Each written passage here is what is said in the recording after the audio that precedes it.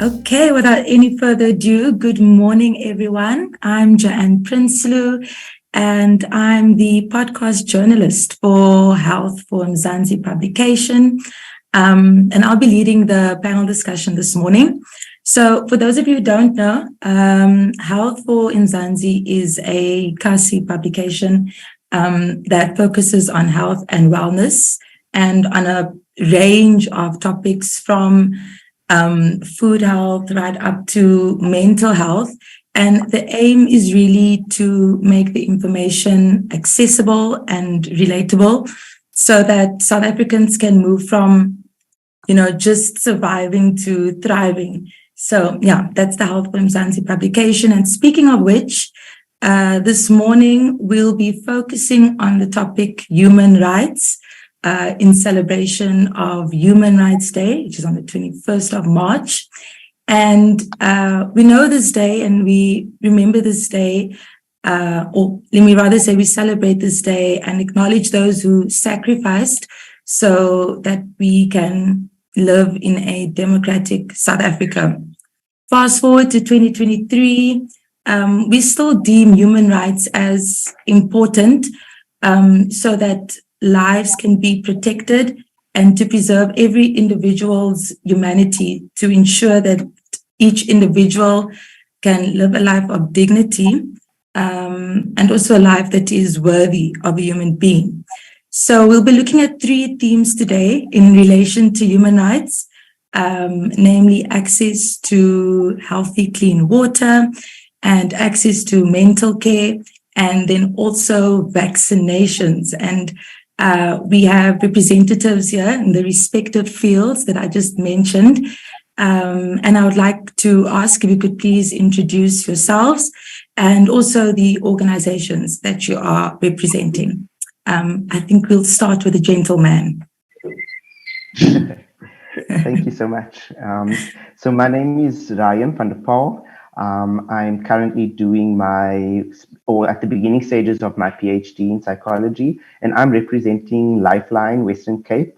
And LifeLine is basically an organization that, of well-trained, carefully selected volunteers, counselors who genuinely care for and provide mental health services and support to callers or any clients facing a crisis or dealing with distress in their life.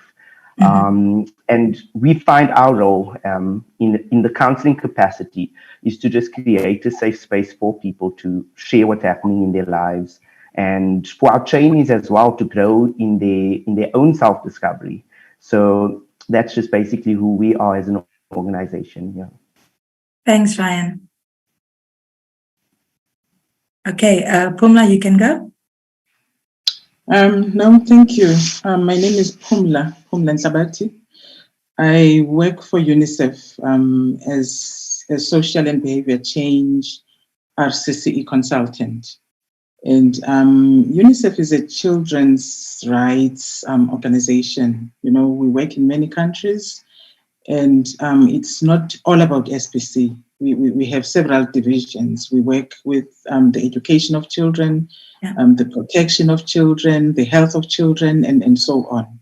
And so it's an organization that's represented almost in every country. And I represent the SPC team today. Thank you. Thanks, Pumla.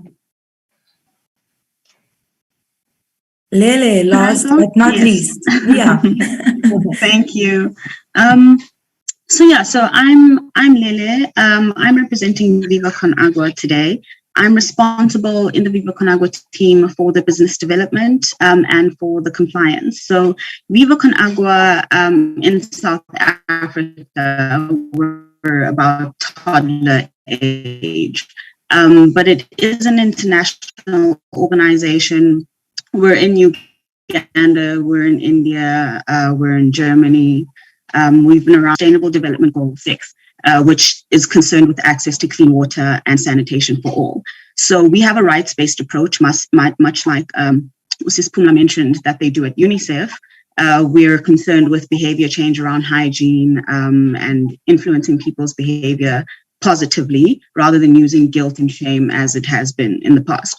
And then on the other side, we care a lot about infrastructure as well. So rehabilitating infrastructure, actually making sure that people have physical access to water, toilet as well. So there is a lot that we do. And we also, I'm sure, provide mobile sanitation facilities to the homeless in Cape Town. So yeah, we've got a lot of, we're kind of trying to chew at every angle. So that's what we do. Thank you so much. I think definitely movers and shakers we have on our panel, and quite some rich knowledge as also. I'm excited to just get into the detail and discussion of it all. Please feel free to engage with that the hand icon over there if you want to. If the question has not been directed to you, but you want to add something, by all means, please do go ahead. Ryan, I think I would like to kick off the conversation and discussion with you. With regards to human rights, why do you think it's important to include mental health or access to mental health services? Yeah, so the thing is with human rights and mental health, there is sort of a if I can call it, a interdependent relationship between the two. Because when we violate people's human rights, when human rights are violated, that negatively impacts or negatively affects our mental health. If we just take our right to equality, when that is violated through discrimination, our mental health is impacted quite negatively then. And then similarly on the opposite end, if we with the advancement of human rights, such as our access to basic services such as water, healthcare, food, this all impacts our mental health. And sometimes, at the same time, our mental health also impacts our ability to take advantage of some of our rights. I always look at our right to basic education or further education. When our mental health impacts our ability to make decisions, to think, to cope with the stresses of life. Also, it impacts how we learn and how we work. So if our mental health is negatively impacted, we can't really take advantage of our right to learn, because our ability to learn well is impacted by our mental health. And then even just making decisions in everyday life, our right to choose our trade, to choose our professional occupation, those things, our decision making is impacted by our mental health. So again, there's a bidirectional impact or relationship between our mental health and our human rights. Okay, great. And you mentioned something there, for example, if you have no or limited access, these things can, impact the state of mental health that we are in. And Leila, I want to throw the question to you. If having limited or no access to water and sanitation, how does that affect the dignity of someone's life? Yeah, so I think that's a perfect question, because it speaks directly to what the Nina Mzansi project is about, the word dignity, more specifically, because, and I was thinking about this morning, that there's something you can't really put your face, a warm shower does, when you're feeling, I don't know, groggy. Sometimes you're just not feeling like yourself. And I like to tell an anecdote about that thing that you can't really put your finger on. I like to tell an anecdote about a client who used our services when we first launched. So we service homeless people. We're currently stationed in Claremont, but we are a mobile service, so we move around. But he came into the U-Turn Homeless Services Center where we parked our facility. And he's homeless. He had a job interview that day that he ultimately got the job. And that's the point of it, that you present with more confidence, after you've had a shower. It's different. You interact with the world in a different way. You can't put your finger on it. It's not so much that the fact that you clean, that too, but there's something else. So I think that speaks to the dignity, when you consider the way that we treat homeless people. Sometimes it's just, if it's not dismissive, it's with a bit of fear, kind of unwarranted fear of them, skepticism, suspicion. So our program is about trying to reaffirm their dignity, because it's not to say that we're giving it back to them. They never lost it, as such, but we're trying to reaffirm their dignity. And we try to work very closely with organizations that try to rehabilitate them, because we want to be part of a holistic solution.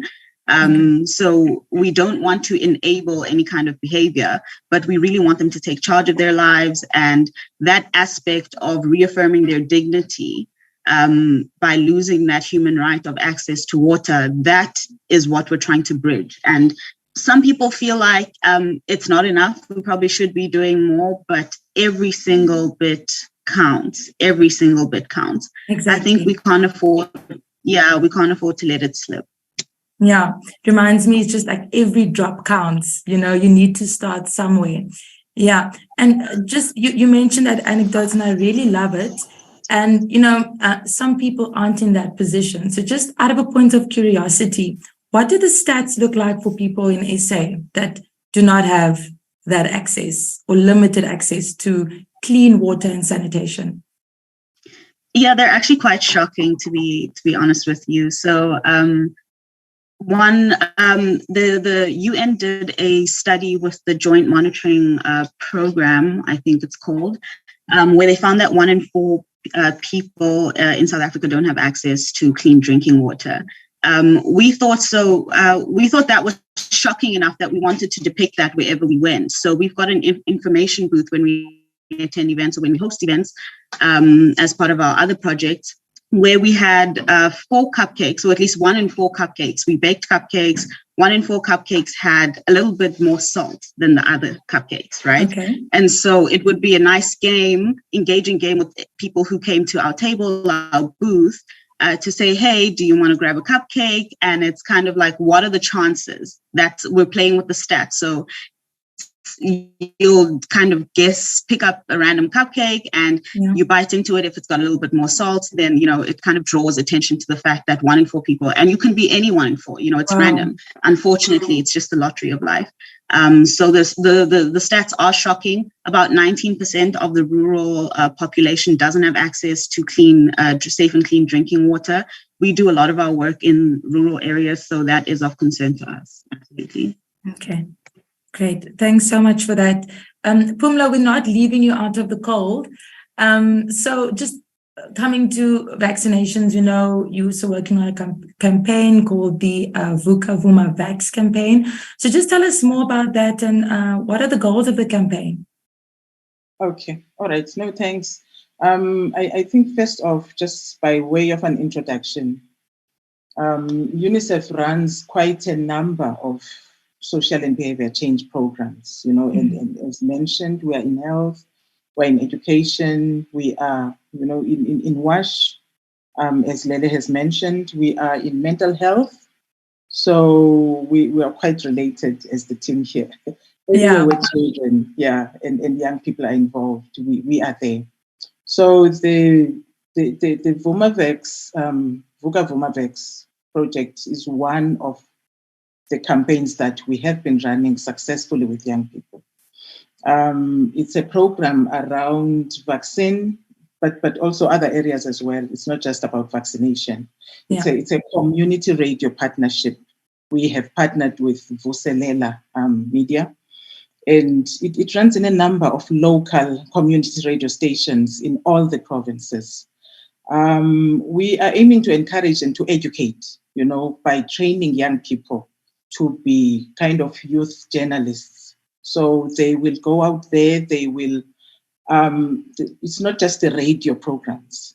There are radio programs, the shows have given slots, but the young people, what's so nice and interesting about it is that they will go out into the communities.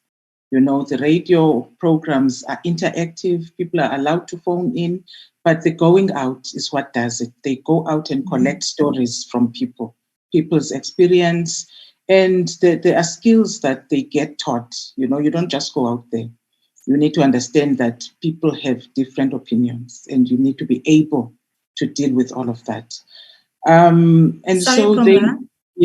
If I can just ask, the stories that are being collected, is it just around living experience, or is it specifically regarding vaccination? It's they collect around vaccination, but Okay. we look into people's beliefs, we look into attitudes out there, and that will feed into the program.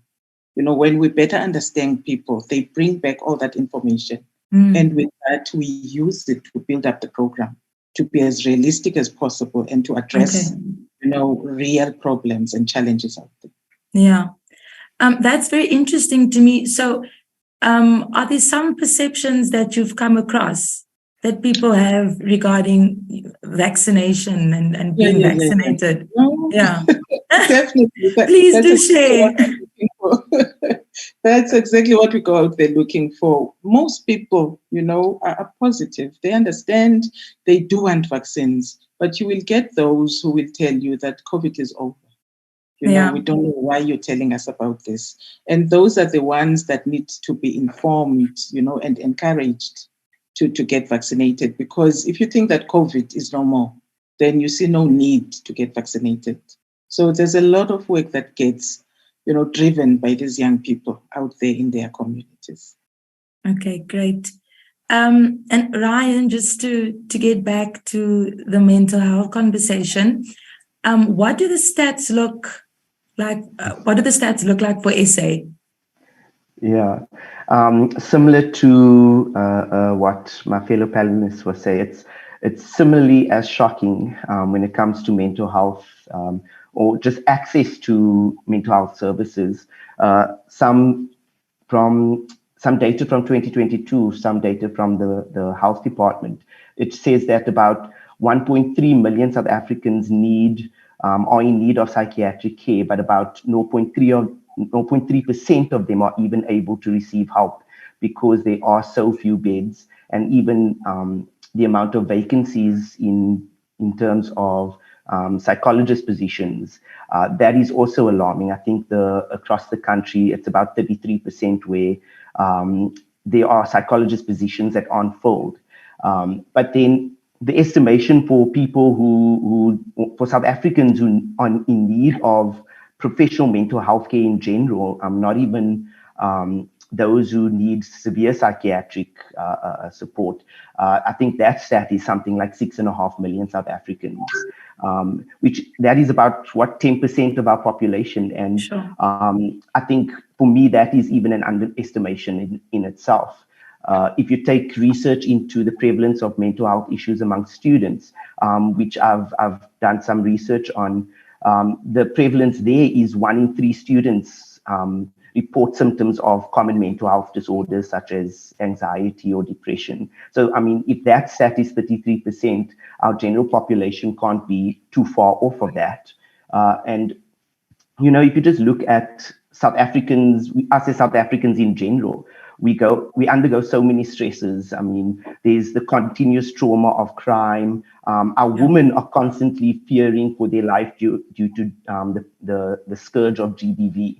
We're constantly having to worry about securing jobs, putting food on our tables, a roof over our head, and all these things impact our mental health, in different ways. And sometimes it's ways that aren't even reported in a way that gets included in our mental health stats. Because when it comes to mental health, it presents in different ways. So it can income when we look at the rates of violent crime in South Africa, mental health amongst men especially, it presents as aggression, it presents as violence. Because mental health also impacts our physical health. It comes through the state of our mental health comes through in increase in chronic illnesses such as heart disease, stroke, blood pressure. So that 6.5 million may only include those who report mental health issues, but not those who are constantly undergoing stress and anxiety and depression. Yeah. Okay. And do you think, and I think this is across the panel now, Pumla touched on this, do you think there's some sort of agency that is taken up, like when Pumla said people are excited about becoming vaccinated, is there some agency taken up by South Africans for example, if I regarding water, do individuals take hands and, capacitate themselves to, do they know their right? Sadly, not to the extent that they should. Okay. Because there's a huge chasm between the actual right, like the policy, and its actualization. So infrastructure, for instance, that is fundamental, because if there are no pipes there, if there's no JoJo tank, then there's just no water, then it is the river, So things that's very basic, very fundamental. And that is someone's responsibility, because it actually is in the Bill of Rights. It's in Chapter 2 of the Constitution. It is a human right. So there's something to be done about that. I think our organization is actually a good example of all the different ways to get involved, and all the different ways that different people in different spaces can actually make a change. So obviously the government has a role to play. Civil society has a role to play in terms of infrastructure, depending on where you are, and that's my point. So there's work to be done in the infrastructure. There's work to be done in the research around monitoring water systems, for instance. There's work to be done, so that could be for academics. There's work to be done for artists. What kind of messages are we sending? Are we using our art in the first place to educate, to change behaviors positively? Musicians in the same way, dancers, we incorporate all of these in our projects. So I think there's a place for anyone to get involved. Advocacy, just telling people, do you actually know that access to water is a human right? Do you know how many people don't have access to water? Like, that is insane.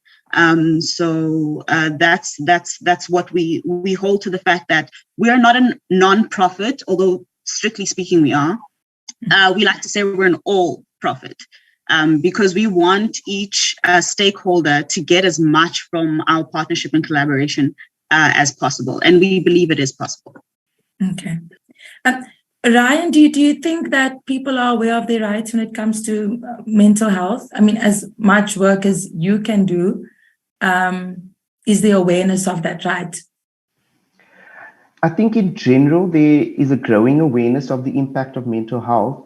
But in terms of rights to sort of access to mental health care, I think that more could be done about that, because there's still a lot of movement towards, acknowledging that mental health is a serious issue. So in terms of having access to mental health care, I don't think that there is that awareness that as much as we have a right to access to physical health care, like going to the doctor or going to the emergency room, that we have access to, we have a right to access to psychologists as well. Some people call into LifeLine and they ask, where can we go? And people don't realize that you can actually go to the emergency room in the case of a psychological emergency as well. So in terms of awareness of our rights of access to mental health care as well, I think we still have a bit of work to be done, yeah. Okay. And, when speaking about rights and what we have access to, I always say that I feel strongly that with every right, there's a responsibility, and we cannot ignore that. And I think that just strengthens the right as well. And Pumla, with regards to, vaccinations, once we understand our rights and what we have access to, what is our responsibility then? Yeah, I think these are areas we need to be informing people, and influencing them around. I think everyone needs to understand the responsibilities that come with the rights you have as a person. People often don't even understand their rights, and even where they do, they do not understand the behavior that comes with those rights. And that is what we try to inform and encourage around. So there are responsibilities, as I was saying, that come with these rights, like the responsibility to take care of your health, to care and protect the environment, to care for and protect the environment around you, because it can't just be about you. There are people that you are affecting. Those are things people need to understand, that when you vaccinate, when you permit your child, consent to them going for vaccination, that's your responsibility. It's something you need to act upon, and not just your rights. To respect the rights of other people and the health providers, and that's your responsibility. So those are the kind of responsibilities that people need to understand, and to act upon, for them to have followed through on their rights. So they don't just come as rights. There's a responsibility, there are obligations that come with those rights. Yeah. Pumla, I liked something you mentioned about it's not only about yourself. You have to think of yourself as like being in communion with, your community and your family. Because I'm just thinking back on, some parents that do not believe, and this might be a bit controversial, but some parents that do not believe in sending their children to get vaccinated. And how does your children, whether it be in a creche, whether it be in an ECD center, that child is exposed to other children as well. And I mean, recently we just saw a surge in measles and I think mumps as well right now. So I love the fact that understanding your right is also understanding that this is not only about me, but it's about the community that I'm in as well, and the next person. And what the case of children, complying with some of the rules that come along when masks are prescribed, for example, it's not just about your right. That's what people need to understand. It's about the community. So wearing that mask is protecting others, protecting your community and your environment. So true. Thanks. Yeah. Ryan, what does responsibility look like? Yeah, in terms of mental health. In terms of mental health, yes. Yeah. How can we take up responsibility? Yeah. When it comes to mental health, because it's also addressing it can be a specialized function. I think as a society as a whole, what our responsibilities is advocacy, because there's still that stigma around mental health and still that lack of understanding of what it actually is. So, I mean, our responsibility is to continue to just spread awareness about mental health, to sort of make it such an issue that government can't ignore and needs to increase funding, not just for psychologists at hospitals, but also for, funding for community-based interventions, addressing social issues that have an impact on our mental health, providing or empowering organizations such as LifeLine, for example, that address mental health on a community level, that tries to provide services to those who can't afford to go to professional psychologists. So in terms of on a society level, our responsibility is that trying to bring that awareness and trying to get rid of the stigma around mental health. Okay, thank you so much, Ryan. Lele, you mentioned earlier on about, getting involved through singing, dancing, acting, kind of touching on the arts to shed a spotlight on something that's very important. And I think that speaks to the responsibility. So just detailing more when you talk about getting involved through that, give us an example, tell us more about it. Sure. So we believe in individuals leveraging their strengths, their skills. We think that we can best work with you at the point at which you're doing what you love, right? So we want artists to come through. Okay, so an example would be a First Thursday event that we host at a guest house where we actually have our offices. That guest house is part of, it actually belongs to the organization. The profits go to the organization because we believe in being sustainable. So we don't want to rely on donors.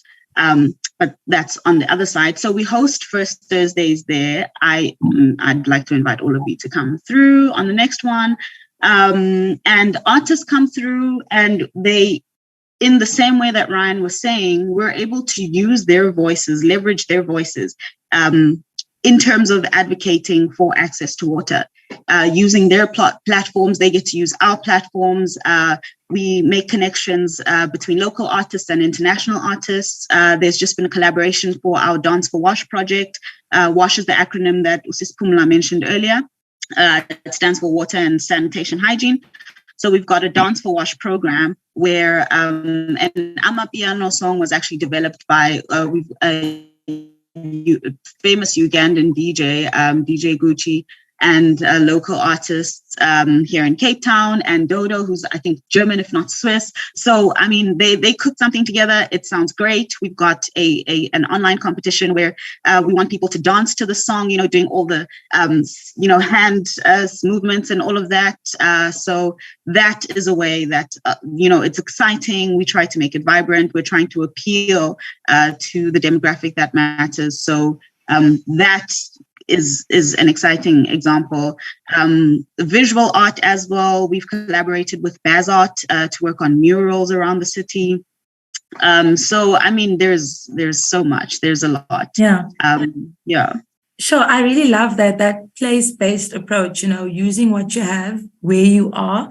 And that's absolutely great. We'll be waiting for that invite. You can send it after the discussion is done.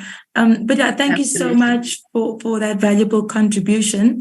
And just looking across the panel, if there's any last comments that you would like to make with regards to human rights and the sectors that you are in, now is your chance.